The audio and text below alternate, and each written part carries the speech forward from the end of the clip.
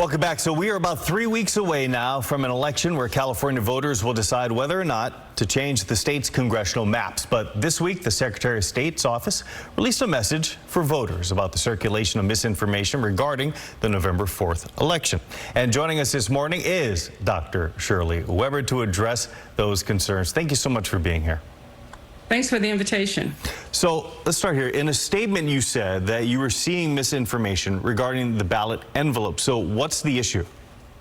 Well, we had some folks to notify us or call us to wonder what those little holes were in the envelope, and immediately we discovered when we discovered we hadn't put out any holes in an envelope that we looked at social media to see where the message came from, and obviously it came from the fact that people thought we were using the little holes to look inside the envelope so that people could see how people voted, and clearly that is not what it's about. Those holes have been in the envelope for many, many years, and they came into existence because we have those who are visually impaired who have difficulty not only just figuring out how to open the envelope without injuring, without tearing up something or breaking something, but if they want to open it and figure out where they should be signing, those kinds of things, and this gives them the ability to do that by feeling the holes in the envelope, figuring out how to sign the envelope, how to sign their envelope as well as their ballot, and in the end gives them the opportunity to vote without having to have someone look at see how they voted. That gives them the privacy that we've guaranteed. So this came really from our disability community many years ago, and so that's why you see those holes in the envelope. And then some other counties, depending on the other challenges they face, may have similar holes in different spaces based on that, because every county really prints its own ballot.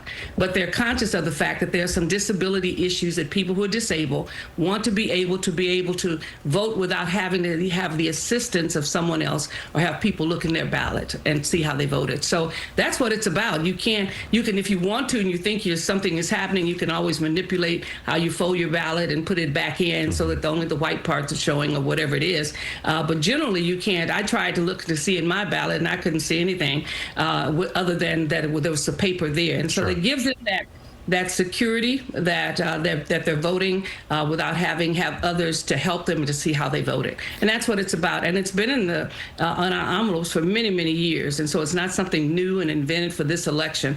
It is just what it is. And so we took it, we looked at it, saw what the question was, and immediately provided that information to those who had requested it. And then we put it on our website to make sure that took place. And we put out also a press release so the public would know that that's what those little holes are, that people are circulating stories about what we're doing with those holes.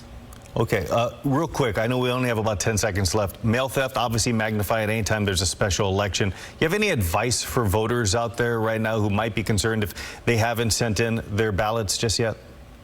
Well, we always recommend, first of all, that if you haven't gotten your ballot by October 6th, that you should call your registrar of voters so that we can check it out, make sure that, and if necessary, issue you another ballot because you have a right to have that. We always recommend that you make sure that you turn in your ballot the way that you feel most comfortable.